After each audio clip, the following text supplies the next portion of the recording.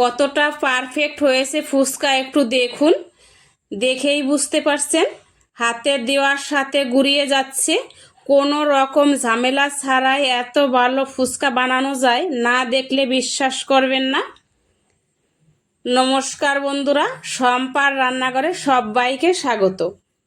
আজ আমি শেয়ার করব আপনাদের সাথে ফুচকার রেসিপি, একদম পারফেক্ট। অল্প সময়ে এখন আর এই লাইন দিয়ে দাঁড়িয়ে খেতে হবে না, যে কেউ এই ফুচকা বানিয়ে নিতে পারবে কোনো রকম ঝামেলা ছাড়াই। আর ফুচকা খেতে ভালোবাসে না হাতে গুনতি খুব কম আছে। ফুচকা কিন্তু আমরা সবাই খেতে ভালোবাসি। ফুচকা খেতে সময় লাগে না, সব সময়ের জন্যই আমরা সন্ধ্যাবেলায় এই ফুচকা খেতে পারি। আর এই ফুচকা যদি খুব সহজে বাড়িতেই বানানো যায়, চলুন তাহলে দেখে নেওয়া যাক এই পারফেক্ট ফুচকা রেসিপি আমি কিভাবে বানিয়েছি, সেটাই শেয়ার করছি। আপনারা স্কিপ না করে পুরো ভিডিওটা দেখতে থাকুন, আশা করি আপনারাও বানিয়ে নিতে পারবে সহজে। আর এখানে আমি 1 কিলো আটা নিয়েছিলাম, দোকানে যেয়ে বলেছিলাম আমি ফুচকা বানাবো, ফুচকার আটা চাই। আর 1 কিলো ফুচকার আটা দিয়েছিল, চালনি দিয়ে চেলে নিলাম। আর এখন যেটা করব, এই যে হাতের সাহায্যে ভালোভাবে মিলিয়ে নেব। আর অল্প অল্প জল দিতে হবে, একসাথে জল দিলে কিন্তু হবে না। এই যে দেখতে পাচ্ছেন, এইভাবেই ঠিক মাখতে হবে। আমি আমার মামা শ্বশুর বাড়ি থেকে দেখেছিলাম এরকম করে, আর আমি মাঝে মধ্যেই এইভাবে বানিয়ে থাকি, আমরা সবাই মিলে খাই বাড়িতেই। এই দেখুন, বেশি কিন্তু শক্তও হবে না আর বেশি নরমও হবে না, এরকম করে নিয়ে কম থাকলে এরকম করতে হবে না, হাতের সাহায্যে হয়ে যাবে। আমি যেহেতু একটু বেশি নিয়েছি আর যেরকমটা বানাই আমি সেভাবেই বানাচ্ছি। একটা বস্তার উপরে দিয়ে আর একটা বস্তার উপরে পা দিয়ে পাড়িয়ে নিলাম। আর কত সুন্দর সফট হয়েছে দেখুন, যেরকমটা ফুচকা বানায় সেরকমটাই আমি করেছি। আর এখন এই যে ছুরির সাহায্যে আমি পিস পিস করে কেটে নিচ্ছি। এই দেখুন, দু হাতে এরকম আমি লম্বা লেচি করে এখন হাতের সাহায্যে গুটি করে নিচ্ছি। একদম যারা ফুচকা বানায় সেরকম আমি বানিয়ে দেখাচ্ছি। আর একটু তেল দিয়ে আমি ডলে নিয়েছিলাম। আর এখন এই যে রেখে দেব বস্তা দিয়ে ডেকে। আপনাদের যদি সময় থাকে আপনারা কমপক্ষে 15 মিনিট রেখে দেবেন, তাহলে কিন্তু ফুচকাটা ভালো হবে। আমি 5 মিনিটের মতো রেখেছিলাম, যেহেতু আমার এখানে একবারেও নরম হয়নি একবারেও শক্ত হয়নি, এইভাবেই বানিয়েছিলাম। আর এই যে দেখুন, একটা কাঠ দিয়ে একটা বেলনি বানিয়ে নিয়েছিলাম। আর এখানে একটা পাইপ দিয়ে নিয়েছিলাম, ওই যে জলের পাইপ আছে ওই জলের পাইপটাই আমি নিয়েছিলাম। আর এখন সুন্দর করে এই যে বেলে নিচ্ছি, দেখুন কত সুন্দর হচ্ছে, একদম ফুচকার সাইজ হচ্ছে। তো একইভাবে আমি সব ফুচকা এরকমভাবে বানিয়ে নেব।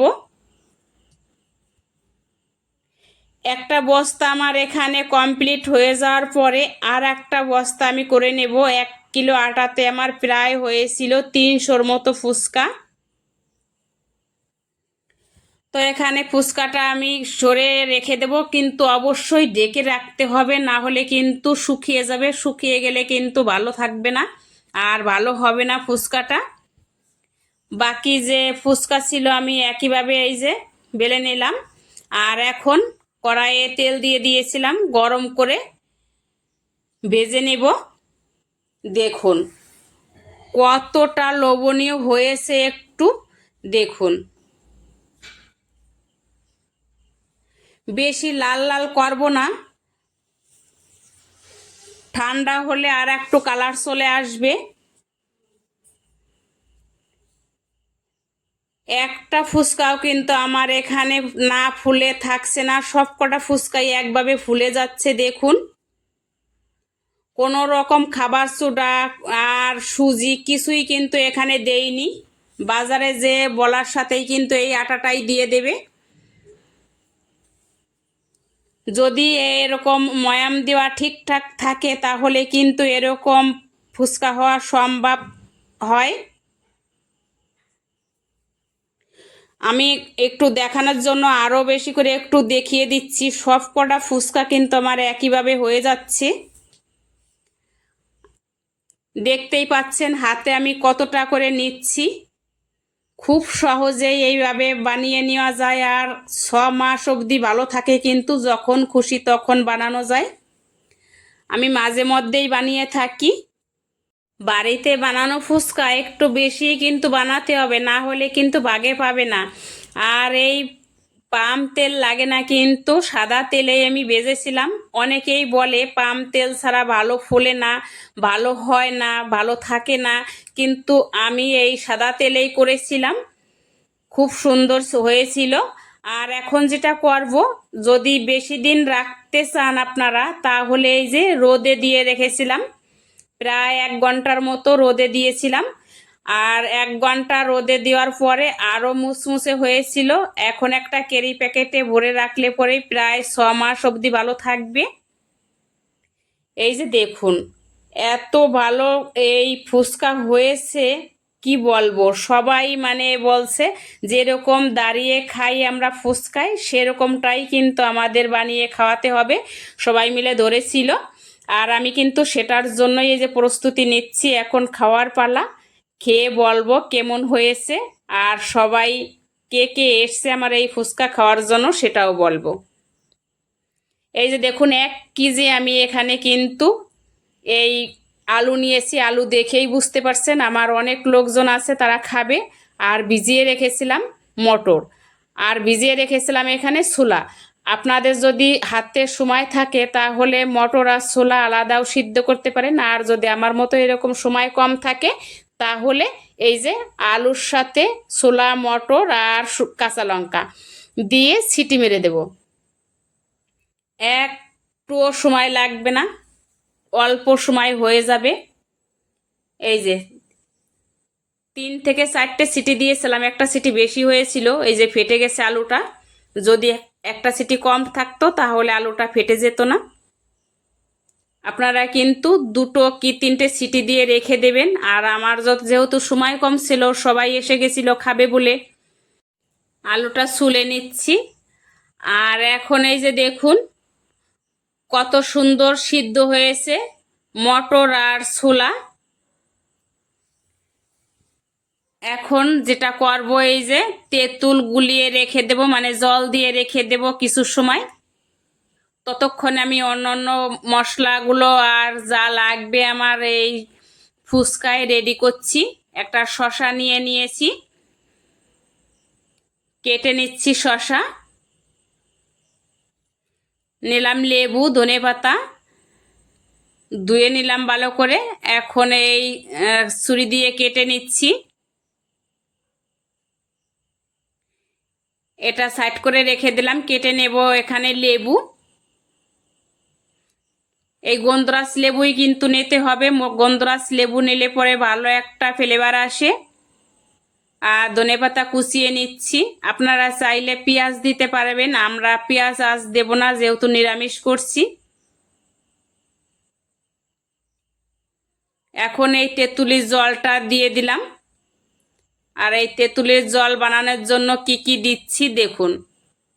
তেঁতুলটা একটু চটকে আর ভালো করে এই যে সাবাটা যেটা থাকে খোসা, সেটা আমি ফেলে দিলাম। আর করে রেখেছিলাম এই ফুচকার মশলাটা আমি দিয়ে দিলাম।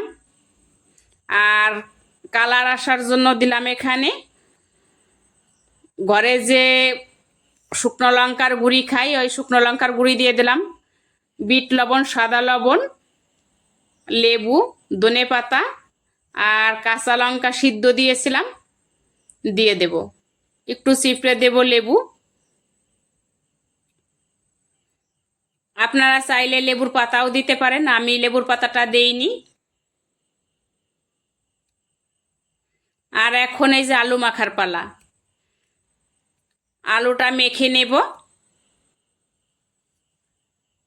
দিয়ে দেব এখানে কাঁচা লঙ্কা সিদ্ধ করে রেখেছিলাম, আর মটর, ছোলা, বিট লবণ, সাদা লবণ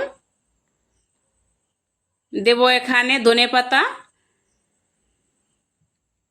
আর দেব এই যে মশলা করে রেখেছিলাম ফুচকার মশলা, এই মশলাটা দিয়ে দিলাম। লঙ্কার গুঁড়ি আর শসা কুচানো দিয়ে দিলাম। ভালো করে মেখে নেব। আর এখন দেব এই যে এই তেঁতুলির জলটা কিন্তু আলু মাখায় দিতে হবে। আর আমার বাবা কিন্তু এই যে খেতে চলে এসছে, যাবে আমার মামা বাড়ি, রেডি হচ্ছিল। আর ফুচকা বানানো দেখে লোভ সামলাতে পারছেন আমার বাবা। দেখুন, খাওয়া দেখেই বুঝতে পারছেন কত আনন্দ করে খাচ্ছে, মনে হচ্ছে খুব ভালো হয়েছে তাই। আর সেটাই বলছে। ফুচকা শুধু আমাদের খাবারই নয়, এটা আমাদের আবেগ। দেখুন, আমার বাবা কিন্তু একটার পর একটা খেয়েই যাচ্ছে, বন্ধ দিচ্ছে না। আরও সবাই দাঁড়িয়ে রয়েছে। আশা করি আজকের রেসিপি আপনাদের অনেক ভালো লেগেছে। যদি ভালো লেগে থাকে তাহলে লাইক দিন, বেশি বেশি শেয়ার করুন বন্ধুদের সাথে, যাতে এরকম সহজেই বানিয়ে নিতে পারে ফুচকা। এই যে দেখুন, আর কিছু খাক না খাক, ফুচকার লোভ কিন্তু কেউ সামলাতে পারে না। এই যে সবাই খাচ্ছে আর আমিও দিচ্ছি। যেভাবে সবাই দাঁড়িয়ে খায় এইভাবেই খেতে চেয়েছিল, আর আমিও দিয়েছিলাম। আজকের ভিডিও এখানেই আমি শেষ করছি। দেখা হবে আবার নতুন ভিডিওতে। ততক্ষণ সবাই ভালো থাকুন, সুস্থ থাকুন।